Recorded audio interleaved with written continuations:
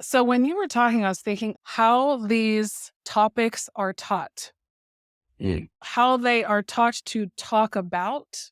And I started thinking about like working with younger people in the field, students or people who are like just fresher in their careers, especially in the field of social work. And it's taught oppression and what happens to people is taught from help those people, they need help. So much Mm. stuff happens to those people it's taught from this because you think about like education, how Right, that's right. set up, the narratives, who teaches. So the conversations are taught and spoken about from this place of all poor, Mhm. whatever groups of people. Like Right. as I was thinking, I'm like, I had that too. I had that too. Now it helped me because I just needed to acknowledge whatever was going on with me and undo stuff.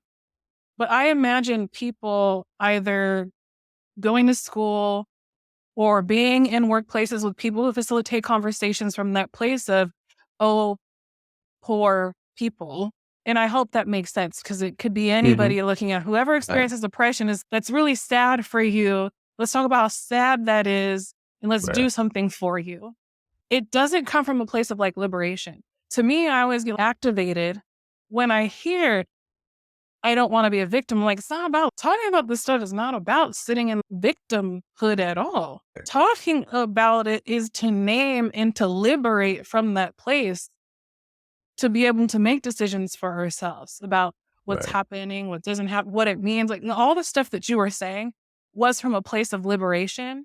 But my aha moment is how the conversations are taught and how Mhm. they are facilitated current day are Right. not from a place of we are doing this in order to achieve liberation and to achieve healthy relationships. It's not framed Mhm. in that way. Right, right, And this helps me because I feel very aligned with that. And I believe I teach this way, but not explicitly. And right. I want to be more explicit in the teaching because it's not about speaking this way so that we see people as victims at all. Right. But anywho, let me just stop there. That was just my aha moment. I just appreciate you for speaking what you said out loud because it made me learn something. So the piece that you activated for me was like the importance and the need of the framework that I come from is about building relationships. And how do you go about doing that? And I think that's even somewhat of a nuance too, right? Because I need you to get the truth. And how do we hold capacity to build a relationship even with that truth? Because it's a very ugly truth, right? And I feel like I'm gonna stop right there. But that was the piece that came up was like, oh, ultimately, for me, I lean into the building relationships because Mhm. that's such a needed piece of how we navigate this.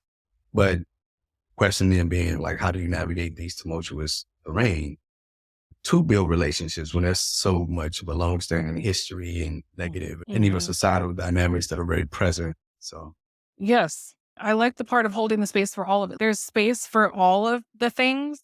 right, And I also want to be clear too, like I'm not even saying that not having to be from a place of victimhood does not mean we don't acknowledge the effed up stuff that we're actually right, talking. Like that is acknowledged, but we're right, not acknowledging it so that we can just look at people like they are less than or need some sort of like help and they're not part of a process. And I love the relational piece. Like I really love that. I feel like we wove that in all throughout this conversation. And I also feel like this is why it's important for us to come back to that convo about how to help people do that right. because I don't think that's terribly common. I don't.